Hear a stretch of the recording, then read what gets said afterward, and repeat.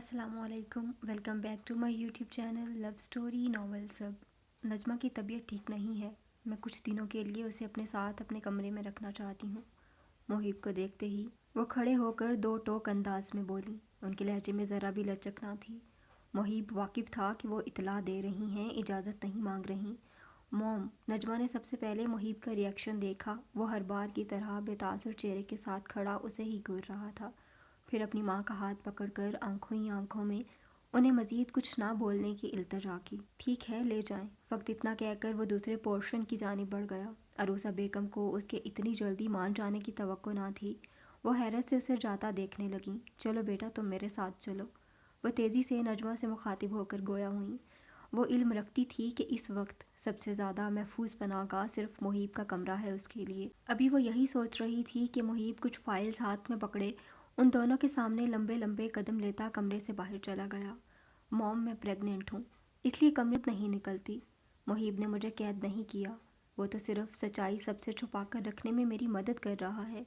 वो अपनी माँ को मज़ीद परेशान नहीं करना चाहती थी, इसलिए उन्हें हकीकत से आशना किया। प्रेग्नेंट? अरूसा बेगम हैरत से दोहराने लगीं।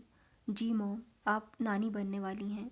नजमा ने मुस्कुराते हुए उन्हें इतला दी, मगर उनकी आंखों में नजमा को दूर दूर तक कोई खुशी के आसार झलकते नजर न आए। अजीब किस्मत थी इस बच्चे की। ना माँ, ना दादी, ना नानी, कोई नहीं था ऐसा जिसने उसके होने की खबर सुनकर खुशी का इजहार किया हो। सच है, लालच, हसद, बुग़्ज़, कीना, ये वो खराबियाँ हैं जो नस्लों को तबाह कर देती हैं। क्या मुहीब इस बच्चे को दुनिया के सामने अपना नाम देने के लिए तैयार है? उनका सवाल सुनते ही वो नज़रें झुकाकर अफसुर्दगी और रंज भरे लहजे में बोली, पता नहीं। तो तुमने पूछा नहीं उससे अब तक? वो तेज़ी से बोली। नहीं, हिम्मत नहीं होती मेरी। मुझे डर लगता है कि कहीं वो साफ मेरे मुंह पर ना कह दे कि वो नहीं देगा। मैं चाहूँ तो एबॉर्शन करा लूँ। मैं अपने बच्चे को इन जालिमों के जुल्म का निशाना नहीं बनने देना चाहती। मुझे इस बेरहम शख्स से भलाई की कोई उम्मीद नहीं, इसलिए हर बार चाहकर भी नहीं पूछ पाती। हाँ, अलबत्ता इल्तिजा बहुत बार की है कि अपना नाम दे दे। वो रोते हुए भरी भरी आवाज़ में जवाबदा हुई। उसकी सुर्ख आंखें गम और गुस्से की दास्तान सुनाती मालूम हो रही थीं अरूसा बेगम को। कुछ खबर भी है तुम्हें?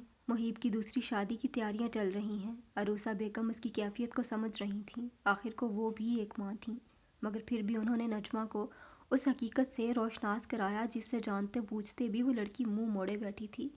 उसकी आंखें मूंद लेने से ये हकीकत तो नहीं बदलने वाली थी कि मुहीब की दूसरी शादी होने वाली है। पता है मुझे, वो आहिस्तगी से अपने नीचे के होंठ को चबाते हुए सर झुकाकर बोली। मेरी बच्ची, मैं जानती हूँ ये बहुत मुश्किल फ़ैसला है, मगर तुम्हें जज्बाती होने के बजाय अकल से काम लेना चाहिए। ये मत भूलो, दुनिया की नज़र में तुम एक कंवारी लड़की हो। अभी तक तुम प्रेग्नेंट नहीं हो सकती। लोग तुम्हारे किरदार पर उंगलियां उठाएंगे। इसलिए हिम्मत करो और पूछो मुहीब से कि वो क्या चाहता है। अगर वो बच्चे को नाम देने के लिए तैयार है तो ठीक, वरना दिल पक्का कर लो। उन्होंने नजमा का हाथ पकड़कर समझाने वाले अंदाज में कहा। आखिरी जुमला सिर्फ अपनी बेटी की दुनिया के सामने इज्जत बचाने की खातिर दिल पर मनो पत्थर रख कर अदा किया। मॉम, नहीं, हरगिज़ नहीं, ये एक कत्ल है। मैं अपनी ही औलाद का कत्ल कैसे कर दूँ? वो फूट फूट कर रोते हुए एहतजाजन बोली। वो किस दर्द से गुजर रही थी ये बस वही जानती थी। बेटा, अगर इस बच्चे का बाप इसे नहीं अपना रहा तो तुम और मैं क्या कर सकते हैं? क्या भूल बैठी हो कि लोग हमें क्या बोलते हैं? क्या उन्हें एक और मौका देना चाहती हो? अकेले नहीं पाल सकती तुम इसे, ये बहुत बड़ी जिम्मेदारी है। वो रोते हुए उसे समझाने की सही कर रही थी, जिस पर वो बुरी तरह बिखर गई और अपनी माँ के सीने से लगकर बच्चों की तरह बिलक बिलक कर रोने लगी। तुम घर कब तक आओगे? उसने मुहीब को मैसेज किया। वो आज पक्का इरादा रखती थी उस सितमगर से बच्चे के हवाले से बात करने का। क्यों, खैरियत? वो मीटिंग रूम में था जब मैसेज मिला। तेज़ी से रिप्लाई किया। हाँ, एक ज़रूरी बात करनी है। हम फ़कत इतना रिप्लाई करके सेल कोड की जेब में रख लिया। हम, ये क्या जवाब हुआ? ये जलाद सिर्फ बोलने में नहीं, लिखने में भी कंजूस है। वो भी चिढ़ते हुए बोल ही रही थी कि उसके कमरे का दरवाज़ा नॉक हुआ। जी। कमरे के दरवाजे पर मुबशरा बेगम और उनके पीछे सोबिया को खड़ा देख वो सवालिया नज़रों से बोली। लड़की, मुहीब का कमरा सेट कराने के लिए मैंने हाउस डेकोरेटर को बुलाया है। एक ही हफ्ता है मेरे पास, फिर मेहमान आना शुरू हो जाएंगे, इसलिए अपना सामान समेटो और नीचे कमरे जाओ। मुबशरा बेगम सख्त लहजे में हुक्म सादर करते हुए बोली।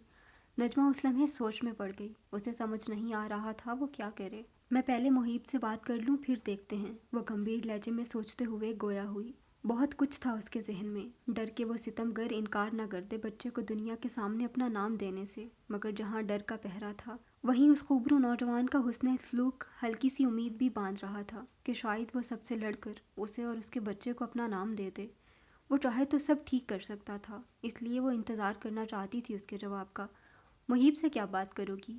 اسی نے ہاؤس ڈیکوریٹر کو ہائر کیا ہے، کمرے سے نکلو، مجھے خواہ مخواہ کے ڈرامے مت دکھاؤ، یہ تو میری شرافت ہے کہ تجھ جیسی سے بھی میں عزت سے بات کر رہی ہوں۔ مبشرہ بیگم کا لہجہ گرگٹ سے بھی تیز بدلا تھا، وہ حقارت بھری نظر نجمہ کے سراپے پر ڈالتے ہوئے غصے سے بولی۔ منع کر دو، صوبیہ آنکھوں کے اشاروں سے نجمہ کو انکار کرنے کا کہنے لگی۔ میں نے کہا نا آپ سے، میں پہلے محیب سے بات کر لوں پھر دیکھتے ہیں۔ وہ ابھی بھی مہذب انداز سے بات کرنے کی کوشش کر رہی تھی، جبکہ مبشرہ بیگم اس کے نزدیک اس کے قابل نہ تھی۔ میں محیب کی ماں ہوں، بھول گئی ہو کیا؟ اس گھر کی مالکن، یہاں میرا حکم چلتا ہے، محیب بھی وہی کرتا ہے جو میں کہتی ہوں۔ تم کمرے سے سامان سمیٹو اپنا، ورنہ میں نوکروں سے باہر پھنکوانے میں دیر نہیں لگاؤں گی۔ نجمہ کا جواب سن وہ تلملا اٹھی تھیں۔ پچھلی بار تو وہ ان کے کہتے ہی کمرہ چھوڑ کر چلی گئی تھی، پھر اس بار ایسا کیا ہو گیا تھا جو وہ لڑکی اتنے بھرم سے انکار کر رہی تھی؟ یقیناً یہ لڑکی محیب کو اپنے بچے کے ذریعے مٹھی میں کر چکی ہے، تبھی اتنی مطمئن نظر آ رہی ہے۔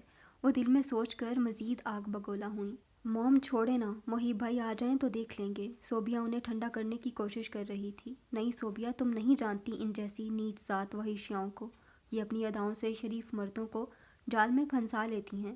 میں اس کا معاملہ آج خود نپٹاؤں گی۔ اسے اپنے بیٹے کی زندگی اور کمرے سے نہ نکالا تو میرا نام بھی مبشرہ نہیں، تم دیکھتی تو جاؤ۔ وہ جذبز ہو کر اعلانیہ اپنے خطرناک مقاصد صوبیہ کو بتانے لگیں۔ نجمہ کو اچھی طرح یاد تھا وہ غصہ آنے پر کس قدر پاگل ہو جاتی ہیں۔ اگر وہ اکیلی ہوتی تو کبھی مبشرہ بیگم کی دی ہوئی دھمکی سے نہ ڈرتی، مگر اس کے ساتھ اب ایک ننھی سی جان محلق تھی۔ اس نے دھمکی سنتے ہی تیزی سے دروازہ ان کے منہ پر بند کر دیا، جو مبشرہ بیگم کو اپنی سخت توہین ذلت معلوم ہوا۔ اس دو کوڑی کی لڑکی کی اتنی مجال کہ میرے منہ پر دروازہ بند کرے، اس کا دماغ تو آج میں ٹکانے لگاتی ہوں۔ جاؤ کمرے کی چابی لاؤ۔ وہ ملازمین کو دیکھ غصے سے بپھر کر حکم صادر کرنے لگی۔ نجمہ بیڈ پر بیٹھ کر لمبے لمبے سانس لینے لگی۔ ڈر خوف کے مارے اسے اپنا سانس رکتا ہوا محسوس ہوا۔ میڈم چابی ماسٹر محیب کے پاس ہوتی ہے، اینی ڈرتے ڈرتے جھوٹ بولنے لگی۔ تو ٹھیک ہے، دروازہ توڑ دو، آج تو میں اسے بتا کر رہوں گی کہ اس گھر کی اصل مالکن کون ہے۔ یہ سمجھتی کیا ہے خود کو؟ اسے کیا لگتا ہے محیب کو اپنی اداؤں کے جال میں پھنسا کر اس گھر پر راج کرے گی، بڑی بہو ہونے کا مرتبہ اپنے نام کر لے گی؟ اس کے خوابوں کو تو آج میں چکنا چور کروں گی، اسے اس کی صحیح اوقات دکھاؤں گی۔ توڑ دو دروازہ۔ مبشرہ بیگم غصے سے پاگل ہوئے جا رہی تھیں، جبکہ ملازمین ان کے حکم پر خوف کے مارے ایک دوسرے کے منہ تک رہے تھے۔ کون سا ملازم تھا جس نے نہ دیکھا ہو کہ محیب جلال ملک کتنی عزت دیتا ہے اس لڑکی کو؟ سنا نہیں کیا؟ دروازہ توڑ دو۔ وہ مزید زور سے چیخیں تو گھر کے دو ملازم آگے بڑھے دروازہ توڑنے کی نیت سے۔ موم یہ کیا کر رہی ہیں آپ؟ پلیز یہ سب چھوڑیں اور میرے ساتھ چلیں، صوبیہ منتی انداز میں ان کا بازو پکڑ کر بولی۔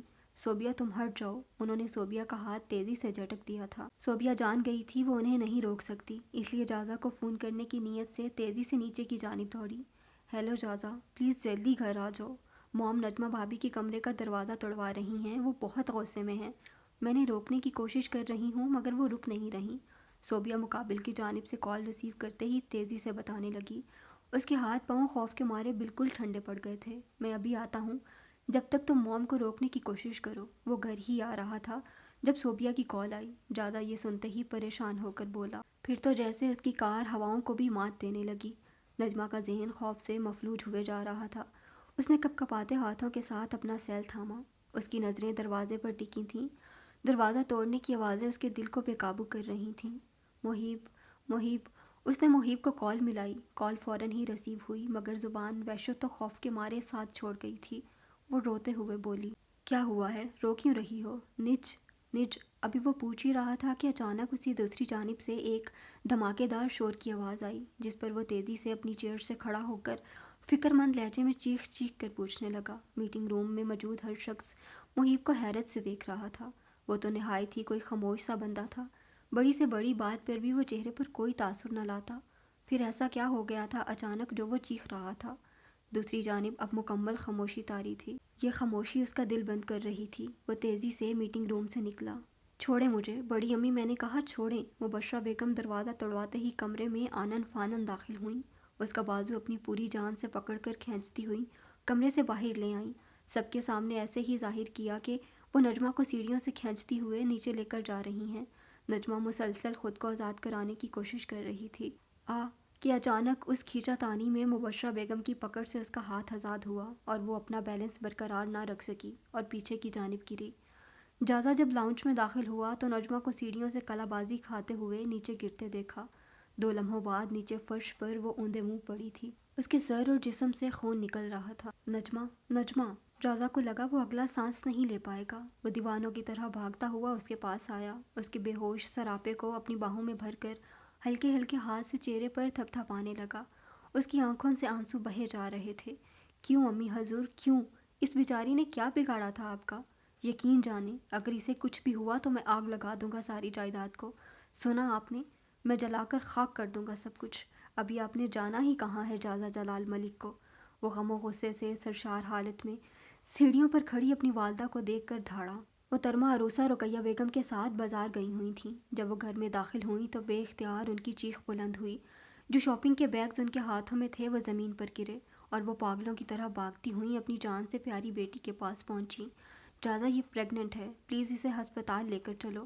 وہ اس کے چہرے کو زرد پڑتا اور جسم کو خون میں لت پت دیکھ تڑپ کر بولیں۔ اس کی پریگننسی کی خبر سنتے ہی جازا کے ہوش اڑے تھے۔ اس نے بے یقینی سے اپنی ماں کی جانب دیکھا۔ اتنی بے حس ظالم عورت اس کی ماں تھی، اسے یقین نہیں آ رہا تھا۔ صوبیہ یہ خبر سن کر شوق کے مارے منہ پر ہاتھ رکھ کر اپنی ساس کی جانب دیکھنے لگی، جن کے چہرے پر ابھی بھی کوئی شرم یا گلٹ نظر نہیں آ رہا تھا۔ میں نے فون کر دیا ہے، ایمبولینس آتی ہی ہوگی۔ صوبیہ نے ایمبولینس کو کال کر دی تھی۔ اینی تیزی سے سیڑھیاں اتری، پھر نجمہ کا ہاتھ پکڑ کر پھوٹ پھوٹ کر رونے لگی، مگر وہ بے جان تھی۔ کچھ لوگ ظلم کرتے وقت بھول جاتے ہیں کہ خدا کی لاٹھی بے آواز ہے۔ گھر پر کیا چل رہا ہے؟ وہ گاڑی خود ڈرائیو کر کے تیزی سے ملک مینشن آ رہا تھا۔ اس نے اسی دوران اپنے ملازم کو کال کی اور بے چینی کے عالم میں پوچھا، میں نے کچھ پوچھا ہے تم سے شہاب؟ مبشرہ بیگم کے خلاف ملک مینشن میں کون بول سکتا تھا؟ وہ گھبرا رہا تھا، اس لیے جواب نہ دیا، جس پر محیب روبدار آواز میں استفسار کرنے لگا، ماسٹر، میڈم چھوٹی میڈم کو کمرے سے نکال رہی تھیں زبردستی کر کے، مگر انہوں نے انکار کر کے دروازہ منہ پر بند کر دیا، جس پر بڑی میڈم نے غصے میں آ کر ہم سے دروازہ توڑوا دیا۔ وہ چھوٹی میڈم کو کمرے سے کھینچتی ہوئی نیچے لے جا رہی تھیں کہ اچانک چھوٹی میڈم نے ان سے اپنا ہاتھ چھڑوا لیا اور پھر وہ اپنا توازن برقرار نہ رکھنے کی صورت میں سیڑھیوں سے گر گئیں۔ بس شہاب کا آخری جملہ سننا تھا کہ اسے لگا اس کی دھڑکنیں رک گئی ہیں۔ ان کا بہت خون نکل رہا تھا، انہیں ہسپتال لے کر گئے ہیں۔ کون سے ہسپتال؟ وہ ایک لمحے کی دیری کے بغیر استفسار کرنے لگا۔ اس کی آنکھیں سرخ ہو گئیں۔ اسے آج مبشرہ بیگم کا پچھلی بار نجمہ کو ملک مینشن سے نکال کر روڈ پر پھینکنا یاد آیا۔ اس کے دماغ میں اچانک وہ حدیث مبارکہ گردش کرنے لگی جو اس نے تیسری جماعت میں اپنی بک میں پڑھی تھی۔ رسول پاک صلی اللہ علیہ وآلہ وسلم نے فرمایا، یعنی جو تم میں سے کوئی برائی دیکھے تو اسے اپنے ہاتھ سے بدل دے، اور اگر وہ اس کی قوت نہیں رکھتا تو اپنی زبان سے روک دے، پھر اگر وہ اس کی بھی طاقت نہیں رکھتا تو دل سے برا جانے، اور یہ سب سے کمزور ایمان کا درجہ ہے۔ اگر اس نے اس دن اپنی والدہ کو روک دیا ہوتا اس ظلم سے تو آج یہ دن نہ دیکھنا پڑتا، آج اس کی بیوی ہسپتال میں نہ ہوتی۔ وہ اس وقت بھی واقف تھا کہ اس کی ماں نے غلط کیا تھا اس یتیم لڑکی کے ساتھ، مگر پھر بھی خاموش تماشائی بنا رہا۔ کاش شرمندگی دور کرنے کے لیے ڈاکٹر کو بھیجنے کے بجائے اپنی والدہ کو نصیحت کی ہوتی تو آج اس حالت کرب سے نہ گزر رہا ہوتا۔ ڈاکٹر، میری بیٹی کیسی ہے اب؟ اور اس کا بچہ، وہ تو ٹھیک ہے نا؟ محترمہ عروسہ ڈاکٹر کی آپریشن روم سے باہر آتے ہی بے صبری سے استفسار کرنے لگیں۔ سوری، ان کا مس کیریج ہو گیا ہے۔ یہ جملہ سنتے ہی سامنے دیوار سے ٹیک لگائے کھڑا شخص بری طرح ٹوٹ گیا، اور نجمہ زیادہ تیزی سے ڈاکٹر کے پاس آ کر بولا، ان کی حالت کافی نازک ہے، آپ دعا کریں، ہم اپنی طرف سے پوری کوشش کر رہے ہیں۔ ڈاکٹر کے پر امید لہجے میں کہنے کے باوجود جازا بری طرح دھاڑا، کوشش نہیں چاہیے مجھے، آپ کو اسے بچانا ہی ہوگا۔ دیکھو جازا، ہم کوشش کر رہے ہیں، تم پلیز سنبھالو خود کو۔ وہ فیملی ڈاکٹر تھی، اسے علم تھا کہ وہ کتنے پاورفل لوگوں کا کیس ہینڈل کر رہی ہے۔ اس کی پیشانی پر پسینہ جھلک رہا تھا۔ وہ جازا کے کندھے پر ہلکا سا تھپ تھپاتے ہوئے کہہ کر تیزی سے وہاں سے چلی گئی۔ اسی لمحے صوبیہ نے محیب کو بنا کچھ کہے وہاں سے جاتا ہوا دیکھا۔ کوئی اتنا پتھر دل کیسے ہو سکتا ہے؟ صوبیہ دل جلے انداز میں محیب کو جاتا ہوا دیکھ بولی۔ اسے شدید غصہ آ رہا تھا اس شخص پر جو جب سے اسپتال آیا تھا سر جھکا کر دیوار سے ٹیک لگائے کھڑا تھا۔ اس نے اپنی کار ہسپتال کی پارکنگ میں ہی چھوڑ دی۔ وہ بس چل رہا تھا، منزل کی کچھ خبر نہیں، ہوتی بھی کیسے۔ اپنی اولاد کا غم سینے میں دبا کر خاموشی سے جو نکل آیا تھا۔ کتنی دیر چلتا رہا نہیں جانتا، بس چل رہا تھا سنسی کیفیت میں۔ کیا قصور تھا اس ننھی جان کا جو اسے لالچ اور پرانی دشمنیوں کی بھینٹ چڑھا دیا گیا؟ ستم تو یہ تھا کہ چڑھانے والی اپنی ہی ماں تھی۔ اپنی تکلیفیں وہ شیئر کرنے یا جتانے کا عادی نہیں تھا۔ وہ خاموش مزاج تھا شروع سے۔ طبیعت میں یہ خاموشی چھوٹی عمر میں ملے ہوئے زخموں کے سبب تھی۔ وہ چلتے چلتے ایک مسجد کے سامنے سے گزرنے لگا۔ وہاں نماز عشاء ادا ہونے کو تھی۔ نجمہ اسے زبردستی اپنے ساتھ نمازیں ادا کرواتی ہے۔ یہ یاد آتے ہی چہرے پر ہلکی سی رنجیدہ مسکان بکھری۔ نہ جانے دل میں کیا سمائی۔ وہ مسجد کے دروازے پر اپنے مہنگے برانڈڈ جوتے اتار کر اندر داخل ہو گیا۔ ایک نمازی جلدی جلدی وضو کر رہا تھا۔ وہ بہت بے چین دکھائی دے رہا تھا محیب کو، شاید جماعت کھڑی ہونے میں کم وقت رہ گیا تھا اس لیے۔ محیب بھی اس کے ساتھ وضو کرنے لگا۔ وہ دونوں آگے پیچھے ہی جماعت میں شامل ہوئے۔ نماز سے فارغ ہوئے تو دعا مانگی گئی۔ وہ اس میں بالکل خاموش بیٹھا رہا، جیسے وہاں موجود ہی نہ ہو۔ وہ پتھر کا بت معلوم ہو رہا تھا جس کے ہاتھ ہوا میں دعا مانگنے کی صورت میں بلند تھے، مگر چہرے پر کوئی تاثر نہ تھا، نہ زبان میں کوئی حرکت۔ وہ کہاں تھا؟ کن لوگوں کے درمیان تھا؟ اس کی جان کو خطرہ ہو سکتا تھا مگر اسے کوئی پرواہ نہ تھی۔ وہ ایسے ہی بیٹھا رہا، یہاں تک کہ جن نمازیوں کو جانا تھا وہ چلے گئے اور جنہیں بیان سننا تھا وہ آ کر اس کے ارد گرد بیٹھنا شروع ہو گئے۔ تھوڑی ہی دیر گزری تھی کہ بیان شروع ہوا۔ آج جس موضوع پر میں بیان کرنے جا رہا ہوں وہ ہے ظلم۔ بس ممبر پر بیٹھے مولوی صاحب کا اتنا کہنا تھا کہ اس کی جھکی نظریں اٹھیں۔ مولوی صاحب نے بیان قرآن پاک کی آیت مبارکہ سے شروع کیا، اور یوں ہی ہم ظالموں میں سے ایک کو دوسرے پر ان کے اعمال کے سبب مسلط کر دیتے ہیں، اور یوں ہی ہم ظالموں میں ایک کو دوسرے پر مسلط کرتے ہیں، یعنی جس طرح ہم نے جنوں اور انسانوں کو رسوا کیا یہاں تک کہ انہوں نے ایک دوسرے سے فائدہ اٹھایا، اسی طرح ہم ظالموں میں سے ایک کو دوسرے پر ان کے اعمال کی وجہ سے مسلط کر دیتے ہیں اور ظالم کی ظالم کے ذریعے پکڑ فرماتے ہیں۔ اس آیت مبارکہ میں ظلم کرنے والوں کے لیے بڑی نصیحت ہے۔ چنانچہ حضرت ابو عبیدہ محمد بن احمد قرطبی رحمۃ اللہ علیہ فرماتے ہیں، اس آیت میں ظلم کرنے والوں کو تنبیہ کی جا رہی ہے، اگر وہ اپنے ظلم سے باز نہ آئے تو اللہ تعالیٰ ان پر دوسرا ظالم مسلط کر دے گا جو انہیں ذلیل و خوار اور تباہ و برباد کر دے گا۔ اس آیت میں ہر قسم کے ظالم داخل ہیں، وہ شخص جو گناہ کر کے اپنی جان پر ظلم کرتا ہے، جو حاکم یا افسر اپنی رعایا اور ماتحت لوگوں پر ظلم کرتا ہے، جو تاجر جعلی اشیاء اور ملاوٹ والی چیزیں فروخت کر کے خریداروں پر ظلم کرتا ہے، اسی طرح جو چور اور ڈاکو مسافروں اور شہریوں سے لوٹ مار کر کے ان پر ظلم کرتے ہیں، یہ سب ظالم کی صفت میں شامل ہیں۔ ان تمام پر اللہ تعالیٰ کوئی ان سے بڑا ظالم مسلط کر دیتا ہے۔ اسے لگا جیسے خدا اس سے باتیں کر رہا ہے۔ حضرت علی کا فرمان ہے نا کہ جب میں چاہتا ہوں کہ اللہ سے بات کروں تو نماز پڑھتا ہوں، اور جب چاہتا ہوں کہ وہ مجھ سے کلام کریں تو قرآن پاک کی تلاوت کرتا ہوں۔ قرآن پڑھنا ایسا ہی ہے جیسے خدا سے بات کرنا، سننا وہ کیا چاہتا ہے اپنے بندے سے۔ اسے شدید محسوس ہوا کہ یہ بیان اس کے لیے قدرت کی جانب سے کیا جا رہا ہے تاکہ وہ جان لے جو کچھ اس کے ساتھ ہوا، جس کرب سے وہ ابھی گزر رہا ہے، وہ سب اسی کا بویا ہوا ہے۔ انہوں نے پھر احادیث مبارکہ سنائیں۔ رسول صلی اللہ علیہ وآلہ وسلم نے ارشاد فرمایا، اے لوگو، اللہ عز و جل سے ڈرو، خدا کی قسم جو مومن دوسرے مومن پر ظلم کرے گا تو قیامت کے دن اللہ عز و جل اس ظالم سے انتقام لے گا۔ خدا کا انتقام، ہائے ہائے اللہ کی پناہ، وہ کہاں جائے جس سے دنیا اور آخرت کا مالک انتقام لے؟ کہاں منہ چھپائے؟ کہاں جا کر فریاد کرے؟ کسے اپنی مدد کے لیے پکارے؟ مولوی صاحب کا انداز بیان شعلہ بار تھا۔ وہ جھنجھوڑ رہے تھے محیب جلال ملک کے ضمیر کو، اس کی روح کو۔ حضرت انس رضی اللہ عنہ تعالیٰ سے روایت ہے، رسول اکرم صلی اللہ علیہ وآلہ وسلم نے ارشاد فرمایا، جس نے کسی ظالم کی اس کے ظلم پر مدد کی وہ قیامت کے دن اس حال میں آئے گا کہ اس کی پیشانی پر لکھا ہوگا، یہ اللہ عز و جل کی رحمت سے مایوس ہے۔ ہائے جس سے خدا کی رحمت منہ پھیر لے، اس کے لیے تو سوائے دو جہاں میں ہلاکت کے کچھ نہیں۔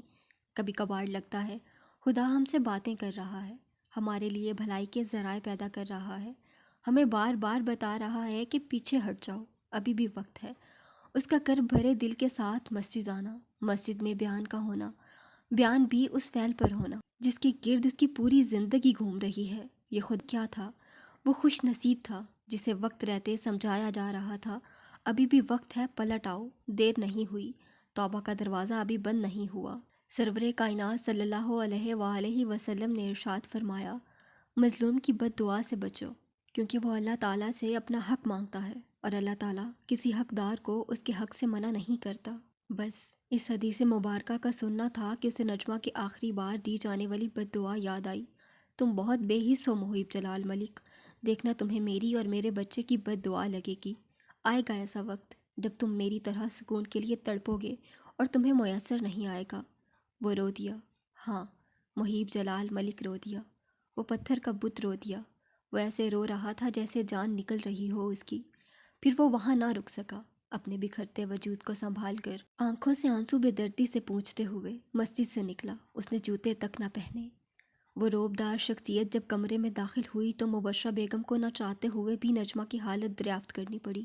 اب کیسی ہے وہ فکر مند ہونے کی اداکاری کرتے ہوئے بیڈ سے اٹھ کر بیٹھتے ہوئے بولی، آپ جانتی تھیں نا وہ پریگننٹ ہے؟ اپنی والدہ کے سوال کو مکمل اگنور کر ان کے پاس آ کر شارپ نگاہیں ان کے وجود پر ٹکائے تفتیشی انداز میں استفسار کیا۔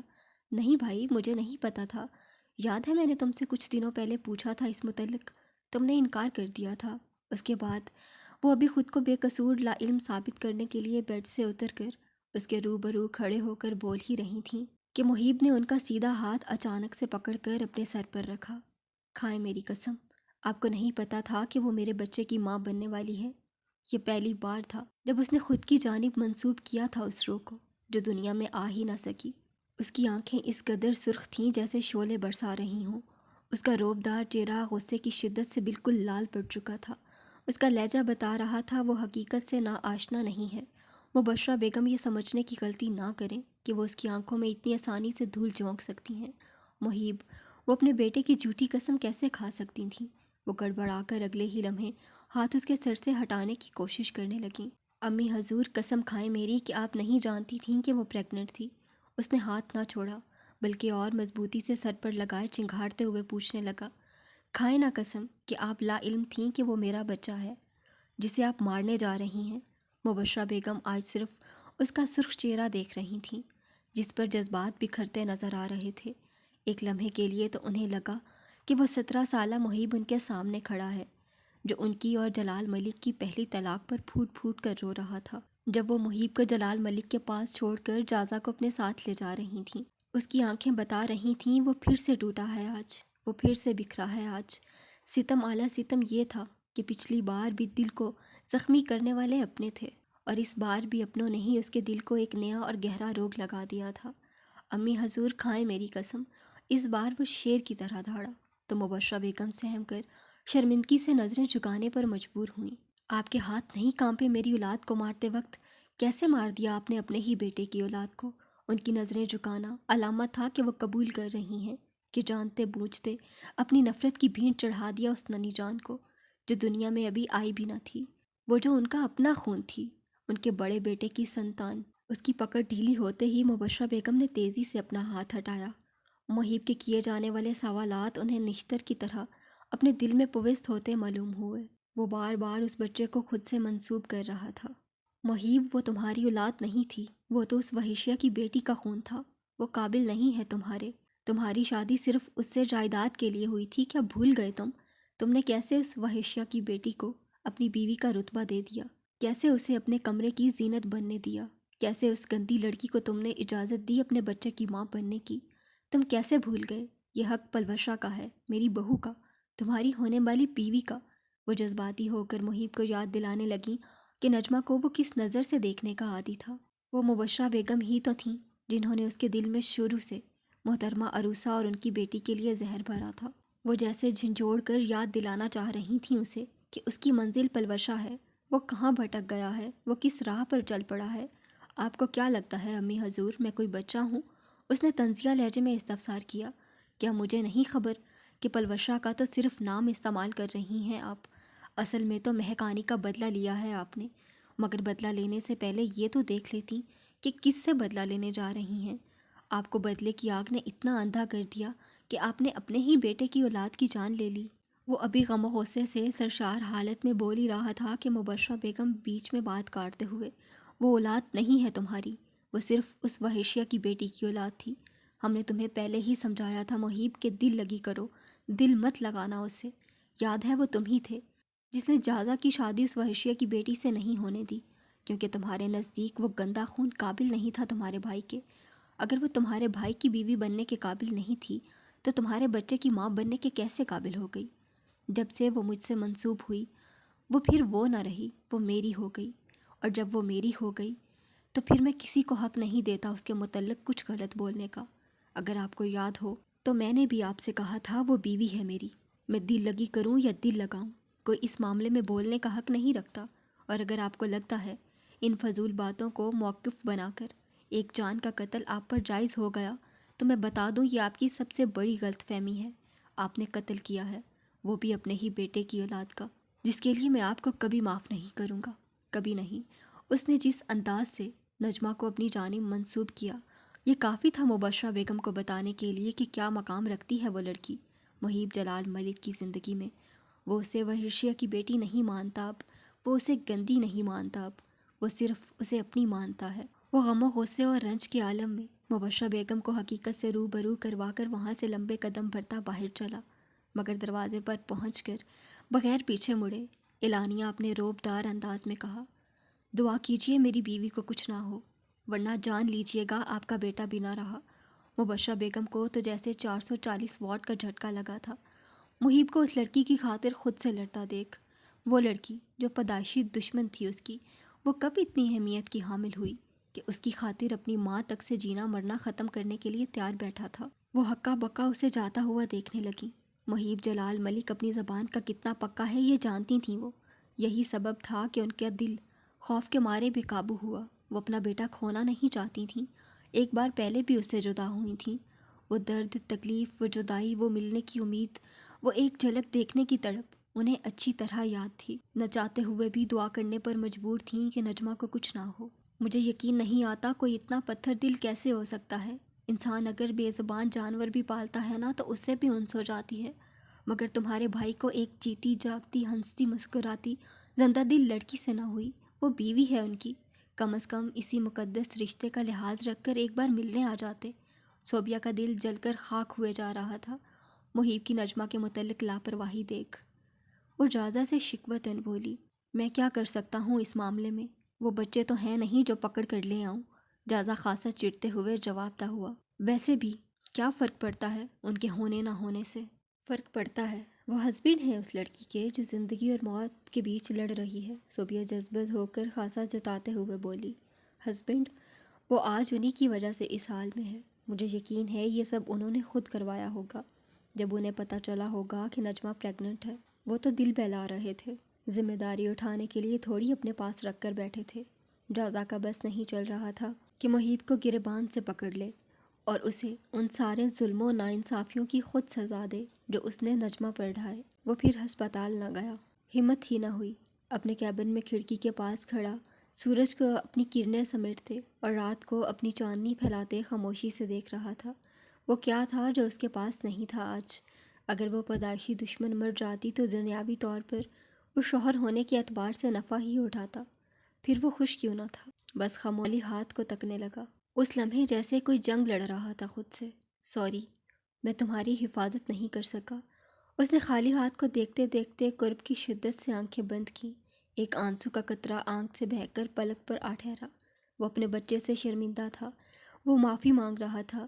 جس اذیت سے اس لمحے وہ گزر رہا تھا وہ علم رکھتا تھا اس سے دگنی اذیت ابھی اس کی منتظر بیٹھی ہے۔ محترمہ عروسہ کا رو رو کر برا حال تھا، ان کی ہر سانس دعا گو تھی کہ نجمہ کو کچھ نہ ہو۔ رقیہ بیگم کے دل میں بھی اپنی پوتی کی محبت جاگ اٹھی تھی۔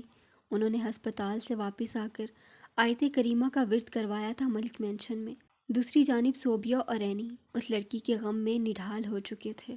جازہ کی حالت ایسی تھی جیسے جان سولی پر لٹکی ہو کہ اب نکلی کہ تب نکلی، مبارک ہو، وہ اب خطرے سے باہر ہیں۔